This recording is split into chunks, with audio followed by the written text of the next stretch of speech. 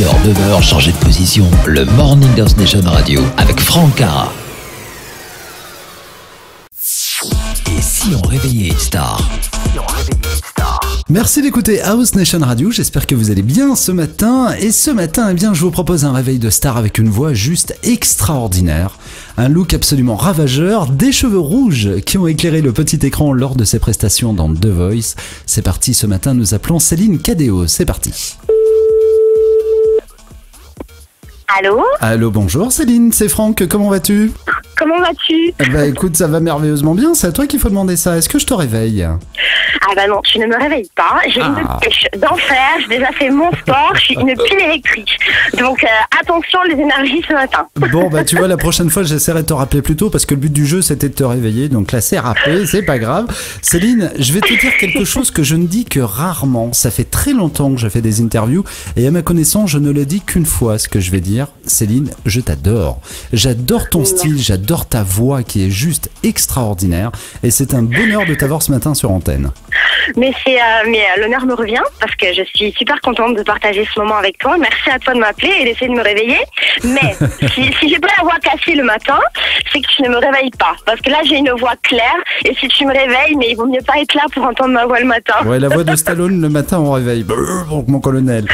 Alors Céline, j'ai appris des tas de belles choses sur toi. Il faut savoir une chose. Alors je te le dis tout de suite, j'ai gratté hein, pour te sortir ce que je vais sortir. J'ai gratté. J'ai ouï dire qu'à l'âge de 7 ans, tu reproduisais déjà avec beaucoup de facilité les mélodies que tu entendais à la radio.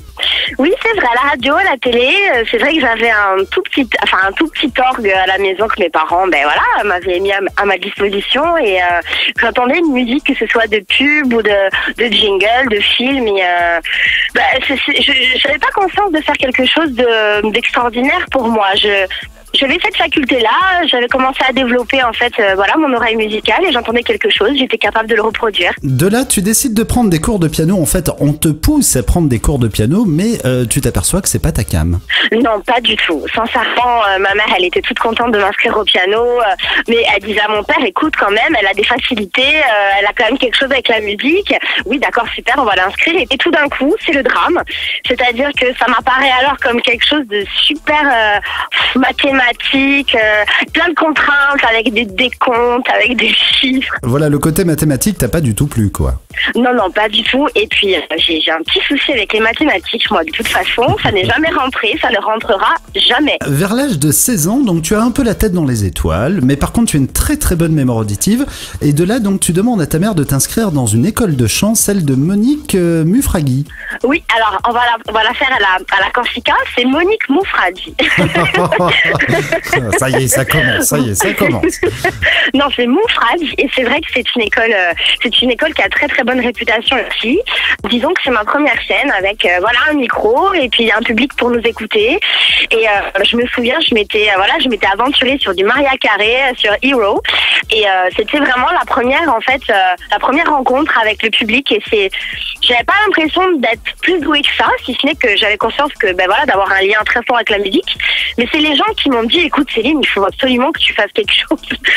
Et ils ont bien fait puisque dès l'âge de 18 ans, donc tu décides de monter sur Paris. Ouais. Tu es lauréate d'un concours de chant. D'ailleurs, tu te distingues parmi plus de 5000 candidats et tout ça avec tes propres compositions.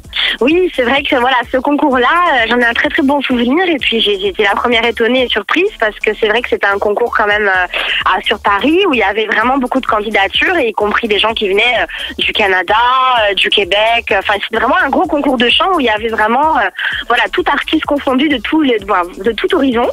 Et puis j'ai remporté ce concours où j'ai entendu des voix sublimes sur une petite composition en français qui s'appelait Papillon de nuit d'ailleurs. Et je me ressemble assez. Et là, par contre, tu es repéré par plusieurs artistes, notamment Hélène Ségara, Gérald de Palmas ou encore Imouvrini. Et on te propose d'assurer quelques warm-up pour les concerts, notamment à Ajaccio. Oui, super moments, voilà, où c'est vraiment des artistes que j'aime beaucoup en plus. Donc c'est de belles scènes, notamment aussi Francis Cabrel au Casino de Paris, Hélène Ségara c'était à Ajaccio, voilà. Les Mouvrini, bon bah alors ça c'est le groupe corse de mon cœur, c'est les Mouvrini, super moment, super conditions, super échange. Enfin c'est vraiment des petites marches de plus qui nous permettent d'acquérir de la confiance en soi et d'avancer. Alors là tu m'as un peu cassé mon effet parce que tu as parlé de Francis Cabrel, mais je vais quand même revenir sur Francis Cabrel parce que pardon. Mais c'est pas grave, encore 2 croissants s'il te plaît. Et de là donc tu t'inscris à un stage d'écriture organisé effectivement par un certain Francis Cabrel. Oui. Tu es sélectionné donc pour sa première partie de spectacle au Casino de Paris. Donc là pour le coup c'est pas rien et puis c'est pas n'importe qui. Non, d'abord c'est pas rien, c'est sûr c'est une scène, voilà, c'est une salle mythique, le Casino de Paris, c'est pas n'importe qui, c'est juste un poète français. C'est extraordinaire, une rencontre avec lui, un artiste d'une simplicité, d'une authenticité que j'oublierai jamais. Ce qui me vient à l'esprit, c'est j'avais 19 ans quand j'ai fait la première partie de Francis Cabrel au Casino de Paris. Mais ça m'a pas surpris dans le sens où la vie artistique elle est faite de pics comme ça vers le haut et vers le bas et c'est comme ça. Et on peut passer du Casino de Paris le mardi ou le samedi et puis ensuite se retrouver à chanter à un petit bar ici à Ajaccio et puis repartir en France. Et c'est ça en fait, c'est un petit peu la vie en dents de scie. Et c'est vrai que dans les dents de scie, tu l'as bien connu, notamment parce que tu avais fait plusieurs maquettes que tu as envoyées à plusieurs maisons de disques. Malheureusement, là, tu ne faisais pas vraiment partie du moule. C'est-à-dire que tu ne correspondais pas vraiment au style musical en vogue, en tout cas à ce moment-là. Mais tu n'as pas désespéré puisque tu as quand même continué la chanson d'un côté. Et puis là, tu décides de faire un petit virage dans ta carrière et là, tu te lances dans la coiffure. Oui, tout à fait. Un petit virage, c'est simplement, c'est un petit virage en fait de sécurité, ce qui est logique parce que voilà, il vaut mieux apprendre un métier quand on est, faut pas attendre trop longtemps pour pouvoir se reformer et puis assurer ses arrières. Donc ça reste complètement artistique puisque la coiffure, voilà, je fais ce que je veux, je peux créer au quotidien, je crée sur les gens. Les gens sont mes toiles. Donc voilà, je les habille de cheveux. Ma spécialité c'était l'extension de cheveux. Et donc par ce moyen-là, j'ai l'impression que mes journées, que je me trahis pas. On va quand même préciser que tu as travaillé chez Jacques Desange sur les Champs-Élysées. C'est vrai. Ça c'est un petit peu moi. Je un petit peu dans tous les sens, mais j'ai été formée, j'ai fait une grande école de Paris et puis j'ai eu la chance, voilà, et la volonté aussi de rentrer dans une grande école très prestigieuse qui est la Maison Mère Paris.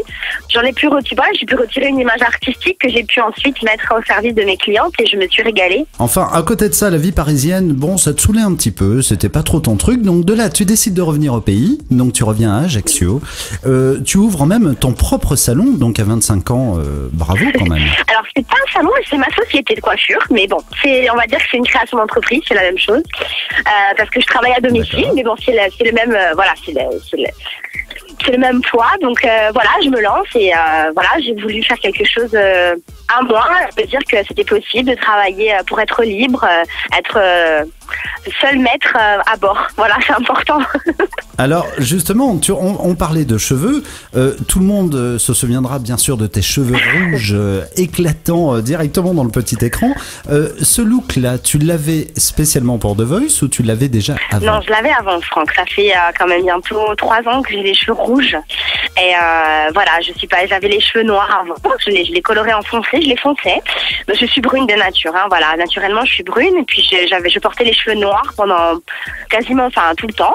Dès que j'étais en âge de me colorer les cheveux, je les fonçais. Et puis là, c'était une envie personnelle, une envie de fantaisie, une envie vraiment de femme. Je dis je vais changer.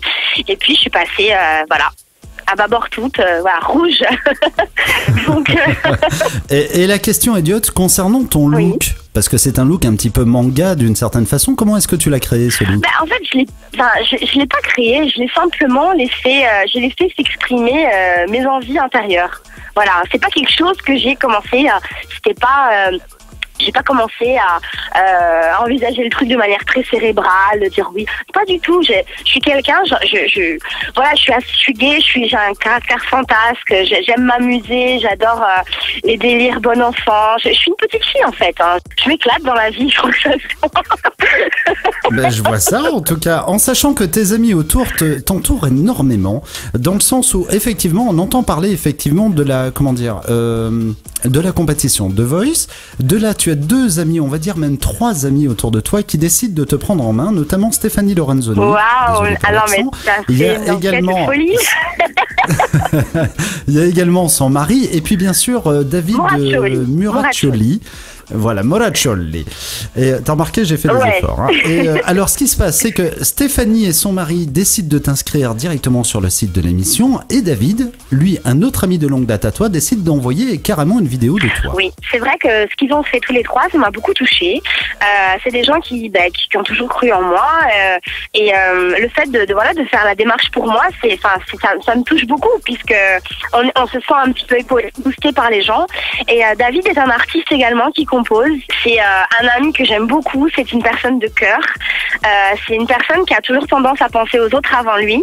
Dans la vie, il est comme ça. C'est un modèle d'altruisme à lui tout seul. Alors garde-le parce qu'il n'y en a pas beaucoup des comme ça. Je sais, et puis j'espère que voilà, en tout cas de par mon amitié, je lui rends tout ce que je peux lui rendre, et voilà. Après, c'est vrai que on compte pas les points. L'amitié, c'est comme ça, et ça s'explique pas. De là, sur les 16 000 candidats auditionnés, tu fais des auditions à l'aveugle. Et là, tu as Kevin Koukourabas. Non, il n'y a pas de souci, c'est ça, Koukourabas. Voilà. C'est vraiment quelqu'un qui, parmi les premiers, a vraiment cru en toi. Et c'est lui qui te guide un petit peu dans ce premier prime. Oui, c'est vrai que c'est un musicien avec qui je joue souvent et que j'aime beaucoup. J'aime beaucoup sa spontanéité, son feeling, sa vision de la musique, sa vision des choses. Je l'informais de ce que j'avais envie de faire. Je l'avais informé du casting The Voice, des chansons à faire, etc. Et lui, on va dire, c'est pas qu'il me proposait des chansons, mais quand je lui disais, regarde, qu'est-ce que t'en penses, j'ai envie de faire ça. Ah ouais, à fond, alors si tu fais ça, c'est plutôt ça, si tu fais ça. Enfin, il y a une espèce de... Pas que j'avais besoin de son aval, mais c'est quand même son avis compte, voilà, parce qu'il, pour moi, il a du bon sens, il a une bonne vision des choses, et c'est toujours un plaisir de partager. D'ailleurs, sur les auditions à l'aveugle, tu as interprété avec brio Björg, et c'est une chanson qui t'a été conseillée par Kevin. Oui, en fait, voilà, on l'a vue ensemble parce qu'elle était dans la liste. Et quand on a vu la liste, cette chanson, elle est revenue comme ça à la surface, aussi bien de son côté que du mien. Et il m'a dit, attention, danger, et j'ai dit, je fonce. Tu as bien fait, parce que là, pour le coup, on est tous tombés sous le charme. Vraiment, lors des auditions à l'aveugle, tu arrives, t'es une extraterrestre qui arrive. Garou se retourne. Tu es choisi dans son équipe. Comment s'est passée cette rencontre avec ton coach? Franchement, j'ai envie de dire, voilà, Céleste, parce que pour moi, j'avais vraiment l'impression d'être ailleurs que sur Terre. À ce moment-là, j'oublierai jamais ce moment. Il était près d'1h du matin, en étant quand même au studio le matin, avec une journée de tension qui monte, avec les talents qui auditionnent, qui s'en vont avec le sourire, qui s'en vont avec les pleurs, parce que forcément c'est une audition. Avec tout ce stress et toute cette effervescence, moi je prends le micro, j'arrive et je commence par un chut. J'oublierai jamais, enfin je veux dire, c'était extraordinaire. Jamais, il y a des chuchotis, des hurlements, tout en sachant très bien que quand on hurle comme ça, on n'est pas à l'abri d'un couac vocal, puisque c'est du live, même si c'est enregistré, c'est vraiment enregistré dans les conditions du direct. Donc je veux dire, il y a couac, et puis c'est dans la boîte et c'est fini, hein. Donc c'était magique, voilà. Et ma rencontre avec le coach, donc avec Garou, j'en garderai un souvenir extraordinaire. Extraordinaire, vraiment. Il y a d'autres moments aussi dans cette émission qui ont été plus que terribles, notamment ton face-à-face lors des battles avec Nungan. Oui. Là, vous vous mettez à chanter Zazie et Je suis un homme. En plus, tu as eu l'occasion de travailler cette chanson avec Patrick Fiori. Patrick Fiori que tu avais déjà rencontré sur une émission de TF1, La Bataille des Chorales. Tout à fait, ça m'a fait très plaisir de le revoir. Et puis oui, donc cette battle, voilà, on répète avec sous les yeux, sous le regard bienveillant de Patrick Fiori. Une chanson qui est quand même à la base, un petit peu aseptisée, linéaire, plate, enfin, si je peux me permettre ces termes pour au niveau de au niveau de la mélodie, c'est quand même monocorde. Donc et puis là, il fallait faire quelque chose de différent, il fallait casser comme ça entre guillemets la monotonie de la mélodie, même si le texte lui est très fort, donc il fallait s'appuyer là-dessus et proposer quelque chose d'autre.